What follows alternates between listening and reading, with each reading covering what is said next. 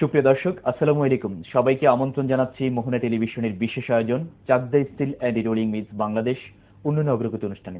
এই অনুষ্ঠানে আমরা মূলত আলোচনা করে থাকি বাংলাদেশ একটি উন্নয়নশীল দেশ হিসেবে কতখানি এগিয়েছে, কিভাবে এগিয়ে যাচ্ছে, কিংবা কিভাবে কাজ করলে উন্নয়ন ব্যাপকভাবে ত্বরান্বিত হবে, এই সকল বিষয় নিয়ে।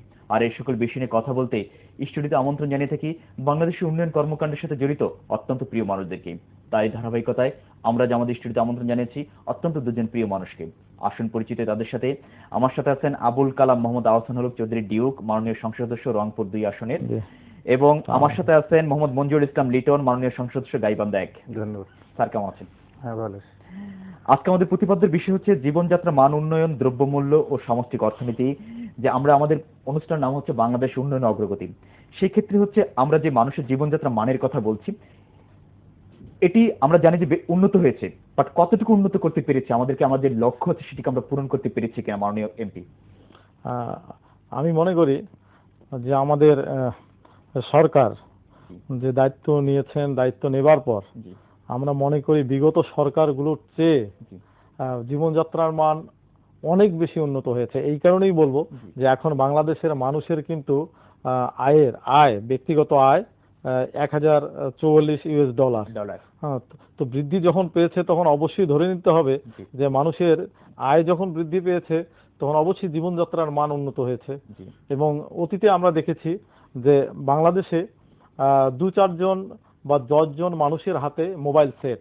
এখন কিন্তু জননেত্রী শেখ হাসিনার এই সরকারের আমলে বাংলাদেশের আমি বলবো যে 70% মানুষের হাতে মোবাইল সেট। আচ্ছা, আমরা যে ডিজিটাল বাংলাদেশের কথা বলি, ডিজিটাল বাংলাদেশ গড়তে যে যে কাজগুলো করা দরকার, আমি মনে করি এই সরকার 100% না হলেও 80% তা পূরণ করতে সক্ষম হয়েছে। এই কারণেই যে আগে আমরা মনে করতাম যে আমার এলাকা বদরগঞ্জ থেকে একটা ছাত্রকে যখন ঢাকা ইউনিভার্সিটিতে সেই ছাত্র লেখাপড়া করে তার পিতাকে টাকা পাঠাতে চিন্তা করতে হতো যে আগামী 10 দিন বা 7 দিনের মধ্যে আমার ছেলেকে টাকা পাঠাবো কিভাবে।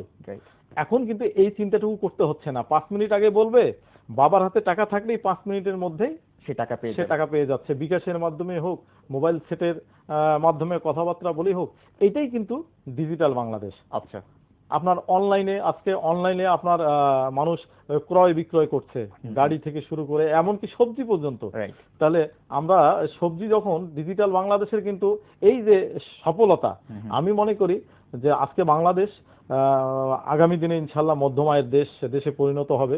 এবং সিঙ্গাপুর, মালয়েশিয়ার মতো না হলেও আমরা কিন্তু এখন বাংলাদেশের মানুষ সমপর্যায়ে কিন্তু চলে যাব। আমার কাছে মনে হচ্ছে এইটাই যে আগামী দিনে ইনশাল্লাহ জননেত্রী শেখ হাসিনার নেতৃত্বে, আর যিনি ডিজিটাল বাংলাদেশের রূপকার, যিনি নিজে স্বপ্ন দেখেন ডিজিটাল বাংলাদেশ গড়বার এবং মানুষকে স্বপ্ন দেখান ডিজিটাল বাংলাদেশ গড়বার, সজীব ওয়াজেদ জয়, উনিও আশা করছেন, উনি প্রত্যেকটা জনসভায় বলছেন যে আগামী দিনে আমরা 2021 সাল নাগাদ বাংলাদেশকে মধ্যম আয়ের দেশ গড়ে তোলে আগামী 2041 সালের মধ্যেই বাংলাদেশকে একটি উন্নত দেশ হিসাবে আমরা পৃথিবীর বুকে পরিণত করব। এটি সজীব ওয়াজেদ জয় আগামী দিনের তরুণ প্রজন্মের যে নেতৃত্ব আমরা আশা করছি, তেনার স্বপ্ন। আর বঙ্গবন্ধুর কন্যা জননেত্রী শেখ হাসিনা, তিনি বাংলাদেশের মানুষকে যেভাবে ভালোবাসছেন, অতীতে আমরা দেখেছি যে সারের জন্য মানুষকে, কৃষককে হত্যা করা হয়েছে, জীবন দিতে হয়েছে, বিদ্যুতের জন্য মানুষকে জীবন দিতে হয়েছে। আজকে কিন্তু জননেত্রী শেখ হাসিনা সরকার আসবার পর আপনার বিগত 5.5 বছর হয়ে গেল, আপনার প্রত্যেকটা ক্ষেত্রে, আপনার কৃষি বলেন, স্বাস্থ্য বলেন, শিক্ষা বলেন, প্রত্যেকটা সেক্টরে আপনার উন্নয়ন হয়েছে। আপনি শিক্ষার দিকে যদি আমি বলি, তাহলে ধরেন আজ থেকে 7 বছর কিংবা 6 বছর আগে বাংলাদেশের শিক্ষার হার, আমার জেলা দিয়ে আমি বলি, আমার রংপুর জেলায় শিক্ষিতের হার ছিল আপনার আজকে থেকে 7 বছর আগে 30% থেকে 31%। আজকে রংপুর জেলার শিক্ষিতের হার হচ্ছে আপনার পুরুষ হচ্ছে 51%, মহিলা হচ্ছে 48%। আচ্ছা, তার মানে আমরা কতটুক এগিয়ে গেছি এই 5 বছর 5.5 বছরে। বাংলাদেশ আওয়ামী লীগ সরকারের আমলে, জননেত্রী শেখ হাসিনা সরকারের আমলে শিক্ষায় আমার জেলা কতটুকু এগিয়ে গেছে। এটাই কিন্তু তার প্রমাণ। স্যার আমরা এই কথাগুলো শুনবো। আমি একটু মঞ্জুর ইসলাম লিটন স্যারের কাছে যাচ্ছি, যেটা হচ্ছে আমাদের একটি কথা হচ্ছে যে দ্রব্যমূল্যের ঊর্ধ্বগতি, এটা কিন্তু আমরা বিভিন্ন সময় আমরা শুনে এসেছি আর কি। জনগণের জীবনযাত্রা মানের সাথে কিন্তু এটা একটা ওতপ্রোতভাবে জড়িত। এই বিষয়টিকে আপনি কিভাবে দেখছেন, যে দ্রব্যমূল্যের কি ঊর্ধ্বগতি হচ্ছে নাকি নাকি এটা মানুষের ক্রয় ক্ষমতার মধ্যে চলে আসছে আর কি? দ্রব্যমূল্য বলতে আমরা অনেক সেপারেট সেপারেট অংশ আছে, যেরকম ভাত, জি চাল, জি গম, এটা কিন্তু আমাদের নিত্য প্রয়োজনীয়, প্রত্যেক দিনের জন্যই লাগবে। তার পাশাপাশি সবজি আছে, মাছ আছে, মাংস আছে। তা আমরা যদি এটা বিচার বিশ্লেষণ করে দেখি, বর্তমান যে উৎপাদন খরচ, আমাদের সরকার কিন্তু 96 থেকে 2001 সালে ছিলেন, থাকার পরে দেখছেন আপনারা 20 টাকা সে চাউলকে 10 টাকা 12 টাকায় নিয়ে এসেছিলেন। তারপরে আবার আপনারা জানেন পরবর্তী সরকার তো আবার খাদ্য ঘাটতিতে নিয়ে গিয়েছিলেন, 18 জন কৃষককে মেরেছিলেন, সার দিতে পারেননি। আবার কিন্তু আবার নেতৃত্বে 9 সালে এসে আবার খাদ্য স্বয়ংসম্পূর্ণ আমরা যদি এখন মনে করেন যে এই চাল ইচ্ছা করলে খাদ্য স্বয়ংসম্পূর্ণ, খাদ্য উদ্বৃত্ত বর্তমান ইচ্ছা করলে সরকার কমায় দিতে পারে, কিন্তু কৃষকদের তো বাঁচাতে হবে। আমরা যদি চাউল খাইতে চাই 10 টাকা, তাহলে কৃষকরা তো তাদের বাচ্চা কাচ্চাকে উৎপাদন খরচও উঠতে হবে, তাদেরও তো ছেলে মেয়ে আছে, তাদেরও লেখাপড়ার ব্যবস্থা আছে, তাদের হাতে টাকা থাকতে হবে। এটা কিন্তু আমরা জানি আমাদের সরকার কিন্তু কয়েক দফায় বেতন কিন্তু বৃদ্ধি করেছে, যেখানে গার্মেন্টসের বেতন এখন 5300 সম্ভবত করেছে, 5300 কয়েক গুণ 5700-5300 করেছে, কয়েক গুণ, সেটা হলো মিনিমাম। তার মানে একটা বেশি পাচ্ছে তারা। যদি সবার বেতন বাড়ে তাহলে কৃষকেরও আয় বাড়তে হবে, দেখতে হবে সবাইকে, কৃষককেও দেখতে হবে এবং ভোক্তাদেরও দেখতে হবে। ভোক্তা অধিকার দুইজনকেই মেনটেন করেই কিন্তু আমাদের আগাইতে হবে। এক্ষেত্রে আমরা যেটা মনে করছি যে কতগুলো জিনিসের দাম বেশি। পেঁয়াজ আমরা কিন্তু উৎপাদন করি, আমি গ্রামের ছেলে হিসেবে আমার ওখানে প্রচুর পেঁয়াজ হয়, কারণ তিস্তা নদীর অববাহিকায় অনেক পেঁয়াজ হয় চর অঞ্চলে। আমরা কিন্তু বিক্রি করছি এবার 8 টাকা থেকে 10 টাকা কেজি, যখন আমরা উৎপাদন করেছি। কিন্তু এখন যে আমাদের উৎপাদন মৌসুম না, এখন আমরা ইন্ডিয়া থেকে আনছি বা ইন্ডিয়া নির্ভর আমরা। আপনারা জানেন যে সেখানে এই কালকে আজকের পেপারে দেখলাম $500 করছে রপ্তানি মূল্য, যার কারণে এটা বাড়বে। এটা কিন্তু ইচ্ছা করলে আমরা অন্য কোনো দূরের দেশ থেকে আনতে পারবো না, কারণ এটা পচনশীল জিনিস।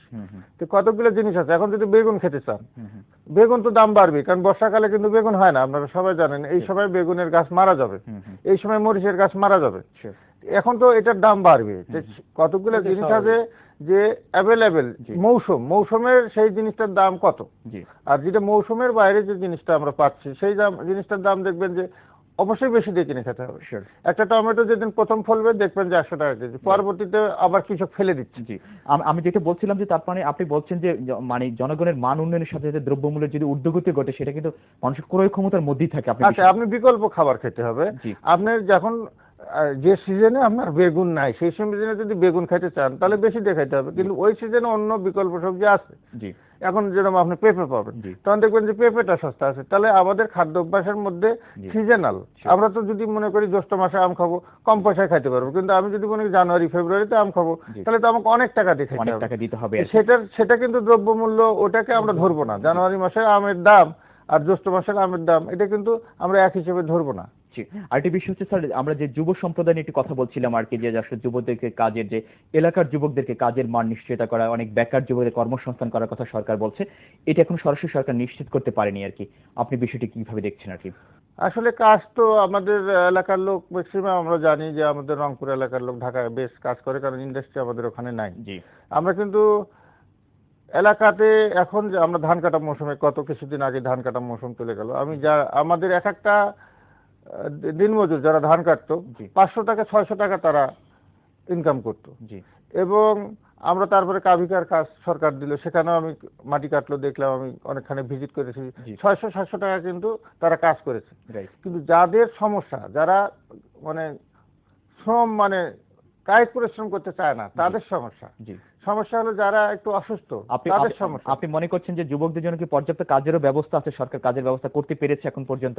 কাজের ব্যবস্থা আছে, কিন্তু ওই যে অর্ধশিক্ষিত, মানে না যেতে পারতেছে কোন ক্ষেত খামারে কাজ করতে, না পারছে কোন চাকরি। এই জায়গাটায় আমি একটু যোগ করতে চাই, আমি এই জায়গাটা একটু যোগ করতে চাই। সেটি হলো যে এই সরকার, আমি মনে করি যে শতভাগ সমর্থ হয়েছে বেকার যুবকদের কর্মসংস্থানে দিতে। এই কারণে একদিকে যেমন অশিক্ষিত যুবকদের জন্য শিল্প কলকারখানা গড়ে উঠছে বিভিন্ন জায়গায়, এবং বিভিন্ন জায়গায় আপনার ব্যাংক ঋণের মাধ্যমে নতুন নতুন শিল্প হচ্ছে। আমার এলাকায় আপনার নিষ্পতগঞ্জের ওইখানে পল্লী আপনার কার্পেট এইগুলো বনায়নের ঋণ দেওয়া হচ্ছে। তারপর নতুন নতুন শিল্প গড়ে উঠছে, অটো রাইস মিল হচ্ছে। এইগুলোতে কিন্তু যারা অশিক্ষিত যুবক তারা কাজ করছে। আর যারা শিক্ষিত যুবক কিংবা অর্ধশিক্ষিত যুবক, তার জন্য সারা বাংলাদেশে আওয়ামী লীগ সরকার আপনার হেলথ কমপ্লেক্স, আপনার কমিউনিটি যে চিকিৎসা কেন্দ্র, এটা সারা বাংলাদেশের ইউনিয়ন পর্যায়ে প্রত্যেকটা ওয়ার্ডে আপনার একটি করে গড়ে উঠেছে। এবং সেখানে আপনার এই যারা অর্ধশিক্ষিত কিংবা অনার্স মাস্টার্স পাস এরকম শিক্ষিত ছেলেরা কিন্তু সেখানে ঢুকছেন। তারপর আপনার প্রাথমিক বিদ্যালয়ে এই পর্যন্ত আমরা মনে করি 30,000-এর ঊর্ধ্বে শিক্ষক শিক্ষিকা নিয়োগ দেওয়া হয়েছে।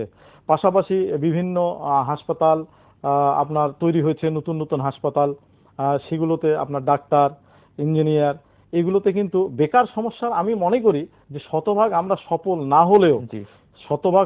না হলেও মনে করতে পারি যে 80 ভাগ আমরা সফল। এই কারণেই যে আমরা যে যার যোগ্যতা অনুযায়ী তাদের কর্মসংস্থান দিতে এই সরকার সামর্থ্য হয়েছে। মোবাইল যেরকম দিছি তারা মোবাইল ব্যবহার করতে, মানে আধুনিক যন্ত্রপাতি আমরা যদি ধান কাটা মেশিন দিতে পারি, যেরকম এখন ধান মারাই কিন্তু আমরা নিজেরাই তৈরি করতেছি, ধান মারাই মেশিন, ভুট্টা মারাই মেশিন করতেছি, কিন্তু ধান কাটা মেশিন, মাটি কাটা মেশিন এগুলো কিন্তু আমরা যন্ত্রপাতির মাধ্যমে করতে পারি। এই উন্নয়নের কথাগুলো আরো শুনবো, তার ছোট্ট একটা বিরতিতে যাব। সুপ্রিয় দর্শক, আমরা যাব চাকদা স্টিল অ্যান্ড রোলিং মিলসের সৌজন্যে ছোট্ট একটা বিরতিতে। আশা করছি আমাদের সাথেই থাকবেন।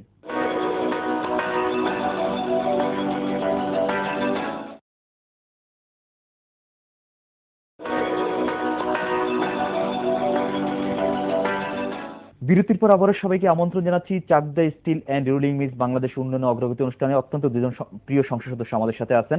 মঞ্জুর ইসলাম, আমরা যেটা বিরতির আগে বলছিলাম যে আসলে আমাদের এলাকায় কাজের লোক পাচ্ছেন না এবং এলাকার মানুষের জীবনযাত্রার মান বেশ ব্যাপক উন্নত হয়েছে আর কি। না, আমাদের একটাই সমস্যা, যারা পঙ্গু, প্যারালাইজড বা বিধবা, তারপরে কিছু মনে করেন যে আছে যে বৃদ্ধ, এদের সমস্যা। কিন্তু যারা কাজ করতে পারে তাদের কোনো সমস্যা নাই। তারা প্রতি বছর যে 2টা সময় সিজন থাকে, যে সময় ধান কাটা হয় বা পাট কাটা হয়, এই সময় কিন্তু তাদের পুরা বছরের খাদ্য তারা সংগ্রহ করে ফেলে। কারণ একটা শ্রমিক একটা সিজনে ধান কাটলে কমপক্ষে 20 মণ ধান পায়।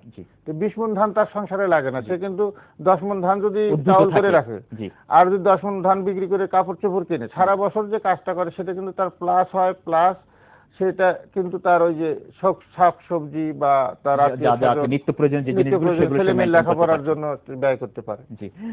আহসানুল হক চৌধুরী, যেটা বলছিলাম যে নবীন সংসদ সদস্য এলাকায় কিভাবে কাজ করছেন, কি কি কাজের প্রতি এখন সবচেয়ে বেশি গুরুত্ব দিচ্ছেন? আমি এই জায়গাটা একটু বলি ভাইয়ের রেস ধরে। আমার এলাকায় তো আমি উন্নয়ন ইনশাল্লাহ জননেত্রী শেখ হাসিনার নির্দেশে অতি অল্প সময়ের মধ্যে আমার 2টি উপজেলা, একটি হলো বদরগঞ্জ উপজেলা এবং পার্শ্ববর্তী হচ্ছে তারাগঞ্জ উপজেলা। আমার তারাগঞ্জ উপজেলার দীর্ঘদিনের দাবি ছিল যে সেইখানে ফায়ার সার্ভিস নাই।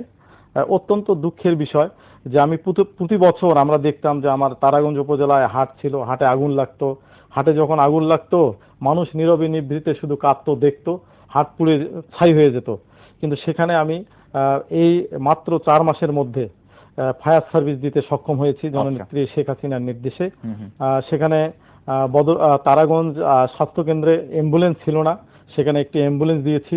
তারাগঞ্জ থানায় পিকআপ ভ্যান ছিল না, সেখানে পিকআপ ভ্যান দিয়েছি। এবং পাশাপাশি আমার বদরগঞ্জ উপজেলা হাসপাতালে X-ray machine, ECG machine, ultrasonogram machine সহ প্রায় বলা যায় যে 20 থেকে 25 কিলোমিটার রাস্তার মতো পাকাকরণের ব্যবস্থা করেছি। ওইখানে একটি মুক্তিযোদ্ধা কমপ্লেক্স ভবন অলরেডি আমি হয়তো কয়েকদিনের মধ্যেই উদ্বোধন করব। সেখানে মুক্তিযোদ্ধা কমপ্লেক্স ভবন একটি হবে। তারপর আপনার 2-3টি খুব বড় বড় ব্রিজ, সেগুলো টেন্ডার হয়ে গেছে, ওইখানে সেটিও আমি উদ্বোধন করব। তারপর তারাগঞ্জে ফায়ার সার্ভিস টেন্ডার হয়ে গেছে। তো আমি মনে করি দুই উপজেলার মানুষের দীর্ঘদিনের যে দাবি, বিশেষ করে তারাগঞ্জ উপজেলার মানুষের আমি বলবো যে দীর্ঘদিনের দাবি, তাদের স্বপ্ন যেটি ছিল যে ফায়ার সার্ভিস হবে, অ্যাম্বুলেন্স হবে, এই কাজগুলো আমরা কিন্তু এই সরকারের আমলে, জননেত্রী শেখ হাসিনার আমলে আমরা মানুষের সেই দাবিগুলো পূরণ করতে সক্ষম হয়েছি। এটি আমি বলবো যে আমার এলাকার মানুষের জন্য এটি আমার দীর্ঘদিনের মানুষের প্রত্যাশা আমি পূরণ করতে পেরেছি। মঞ্জুর ইসলাম, যে আপনি কিভাবে কাজ করছেন, কোন কোন কাজের দিকে এখন সবচেয়ে বেশি নজর রাখছেন এলাকার উন্নয়নের জন্য? তো শিক্ষার দিকে নজর দিচ্ছি, পাশাপাশি আমাদের যে কমিউনিটি ক্লিনিকগুলো আছে, তারপরে আমাদের যে হাসপাতাল আছে, সেগুলির দিকে আমি সবসময় নজর রাখছি, যাতে মানুষ সেবা পায় এবং মানুষ যাতে প্রশাসনিকভাবে আজকের যে মানে বিভিন্ন প্রশাসক আছে তাদের সেবা যেন ঠিক মতো পায়, সর্বক্ষণিক আমি এগুলি দেখাশোনা করছি। আর একটা সুবিধা আছে আমাদের মোবাইল হওয়ার কারণে, এটা দুটা হলেও মানুষ আমাদের সাথে যোগাযোগ করতে পারে। একটা চৌধুরী যেটা বলছিলেন যে ব্যবসাটা ছিল এক কেন্দ্রিক এবং তৎকালীন সরকার বিরোধী দল যারা বিএনপি সরকার তেমন দেশকে ডেভেলপমেন্ট করতে পারেনি, কেন? আসলে ব্যবসাটা আমি প্রথমেই বললাম যে ব্যবসাটা ছিল একটি ভবন কেন্দ্রিক, ভবন কেন্দ্রিক। আপনি খেয়াল করে দেখবেন যে সেই সময় ডান্ডি ডাইং কোম্পানি সহ কাপড়ের ব্যবসা, ইভেন এমনকি চানাচুরের ব্যবসা পর্যন্ত সম্পূর্ণ তাদের হাতে ছিল। এইখানে কিন্তু খোলামেলা বাংলাদেশের অন্যান্য মানুষ মুক্তভাবে ব্যবসা বাণিজ্য করতে পারতো না। আর এই সরকারের আমলে সমস্ত মানুষ ব্যবসা বাণিজ্য মুক্ত। আপনি কি বলছেন যে সরকার ব্যবসা বান্ধব সরকারও? আবার অবশ্যই অবশ্যই এই সরকার আমি মনে করি যে কৃষক বান্ধব সরকার, এই কারণেই যে এই সরকারের আমলে কৃষককে সারের জন্য জীবন দিতে হয়নি। এই সরকার শ্রমিক বান্ধব সরকার, শ্রমিকরা আজকে ন্যায্য মূল্যে তারা চাল ক্রয় করতে পারছে। এই সরকার কৃষক বান্ধব সরকার, এই কারণে আবার পাশাপাশি ধানের মূল্য পর্যাপ্ত দিতে পারছে। এই সরকার শিক্ষা বান্ধব সরকার, এই কারণেই যে অতীতের চেয়ে এই সরকারের আমলে শিক্ষিতের হার অনেক বেশি। এই সরকার স্বাস্থ্য বান্ধব সরকার, এই কারণেই যে অতীতের সরকারের আমলে ছিল আপনার বাংলাদেশের মানুষের গড়ায়ু ছিল মাত্র 56 থেকে 58 বছর, আর এই সরকারের আমলে মানুষের গড়ায়ু 69 বছর।